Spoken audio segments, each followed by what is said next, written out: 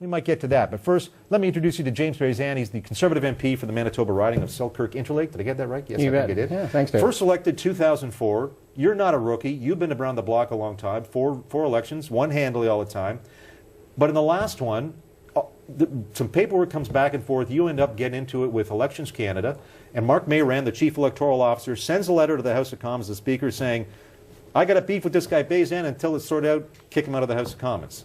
Basically. That's basically it. What was the beef? Give us a thumbnail sketch. It's a little confusing, but this is bureaucracy. Give us the beef and how it ended up resolving itself. So, as a member of Parliament representing a riding that's geographically larger than Nova Scotia and difficult to reach out to my constituents because of the sparse population, especially in the northern part of the riding, I've set up a number of MP highway billboard signs.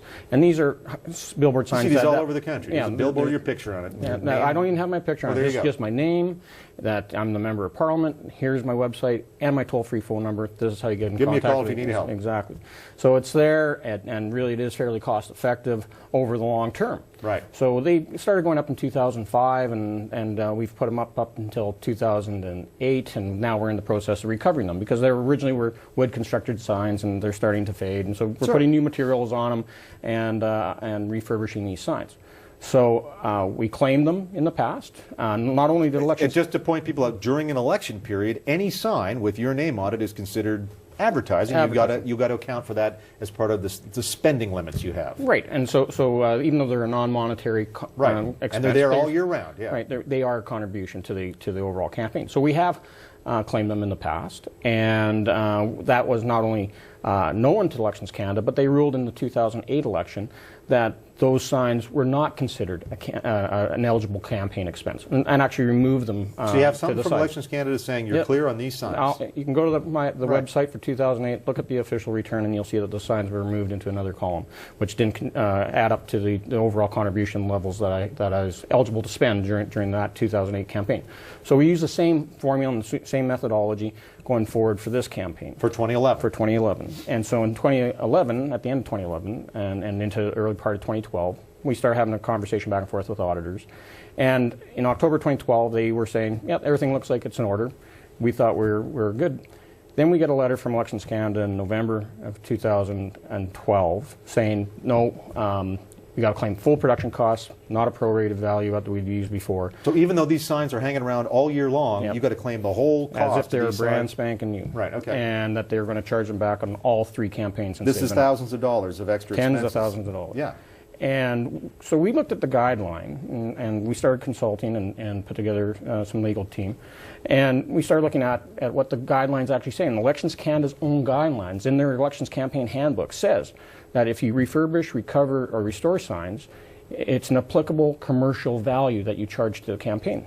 Using that, and knowing that Elections Canada was taking a hardline approach with us, with the Speaker, and that it was potentially going to come down to him writing to the Speaker, we submitted in our May 5th filing that these signs were worth $518 a piece, and justified it. And he just outright dismissed it. So on May the 6th, he comes right back and says, forget about it. And by May 17th, instructing the Speaker that I should be, or by May 23rd, that I should be suspended from the House without giving me due process under the Act. And you'd wanted to say, listen, we can't sort this out, Mr. Mayran. Let's get a judge to sort it out. Which is our right. Which is your right. And he didn't even want to wait for that. No. He goes to the Speaker and says, that's it, kick him out. So you know, the biggest travesty in this is not only I believe that my parliamentary privileges have been violated in this process, but more importantly, the democratic will of the people of Selkirk-Interlake is being quashed by the Chief Electoral Officer by ultimately taking away their voice in the House of Commons. And that in itself is probably the most egregious action that he's taken through this whole process. He's unelected, obviously. He is appointed by Parliament, but again, this is over a few $100 at the worst. At the end of the day, with the settlement that we were able to reach out of court, because once they realized and fully appreciated the argument we were bringing forward, but unfortunately, you know, 14 months of headache and heartache for me and my campaign team, as well as my constituents. And you've been beaten up by the New Democrats over this, and the Liberals, they've been calling for your eye. And the media, and so... As if you're some sort of cheater. Right, but at the end of the day, the campaign is under its expensive limits. I'm under my personal contribution levels. And the difference from the July or from the May 5th return to the return that we just filed is only $458. And just to close, because I only got a second left, you're not the first one to go through the ringer on this. There's been MPs over the years from, we should say, all sides of the House who've had these arbitrary rulings, ambiguous laws. You guys now have a package, and I say you guys, the government now has a package before the Parliament, big, thick, 250-page reform. Reviewing that, if this goes through, would it eliminate the It would. It actually allows campaigns, make sure that people that are acting in good faith, whether it's the campaigns or the members of Parliament, have their due process as guaranteed under the Charter. And so that's all that we're asking through the amendments to the rules, that the Chief Electoral Officer should allow due process to take place. And in this case, and then in many cases, it's just methods of accounting that we're dealing with. It's nothing that was done that really could be considered fraud, that was unfair play.